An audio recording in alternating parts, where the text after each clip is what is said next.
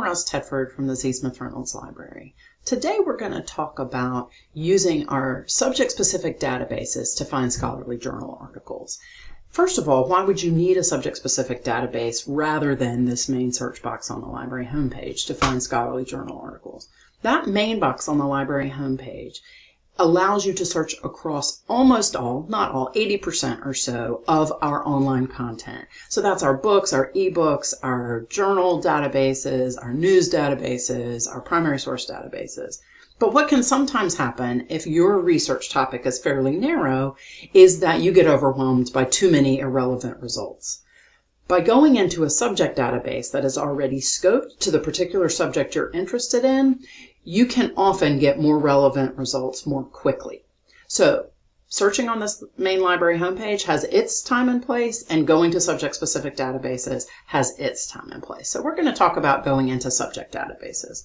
So if you know that you're interested in climate change in Brazil, but you're interested in the political aspect of it and not the scientific aspect of it, for example, you could go directly into a political science database that will show you the articles that are relevant to the politics of it without having to scroll through a lot of scientific journal articles about Amazon rainforests and oxygen depletion and that sort of thing.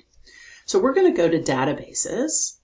And you'll see that we have our databases grouped by subjects across all of the disciplines we teach at Wake Forest. You can also find a database by name if you know the name you're looking for, or by format if you know that. We know that we want political science articles about Brazil, so we're going to click on political science.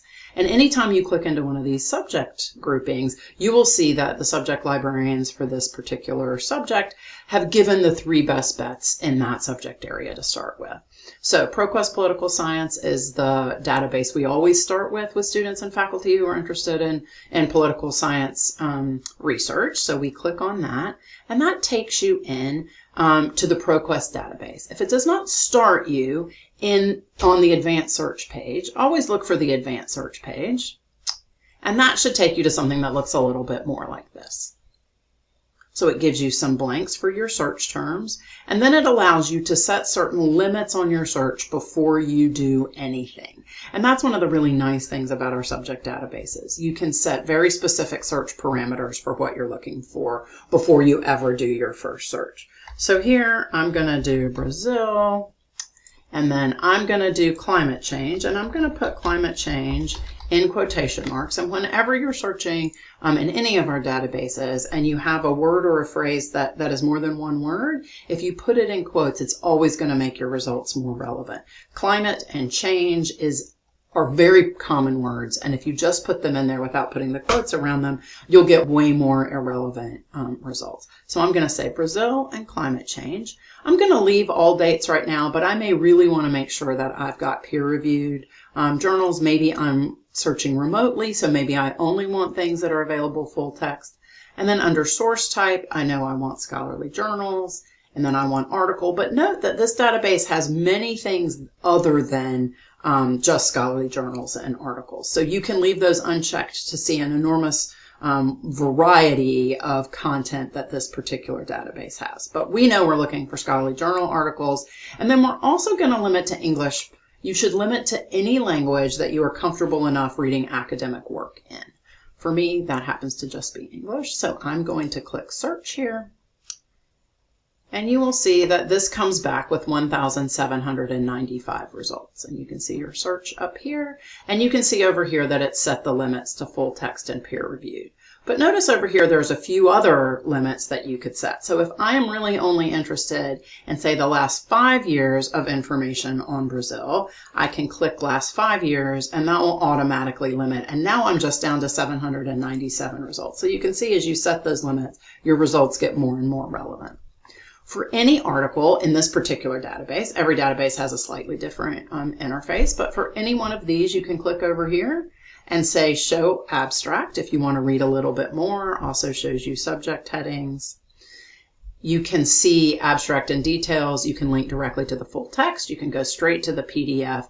The other thing that this database shows pretty obviously is that there is one article that has been published since this article that has cited this article, so that can be a great way to find additional sources that are more recently published.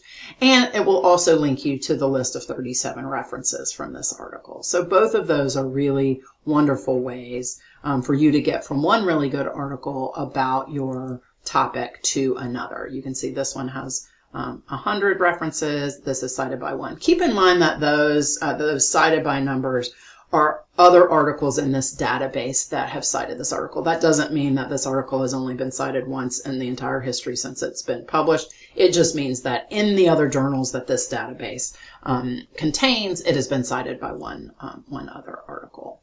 And then you can simply just click on the title of the article to go to the full text. So this is governing climate change. This takes you in. Sometimes those links will take you outside of this database and to a different database where we may have the article. So every landing page for the Scholarly Journal article looks a little bit differently, but most of them will allow you to download the PDF, cite it, email it to yourself, print it, and then many of our databases also will show you related items. And sometimes those can be another way for you to find particularly relevant other articles related to your topic. So I hope that's been helpful to show you the benefits of searching in our subject databases for scholarly journal articles rather than starting at the main ZSR library homepage.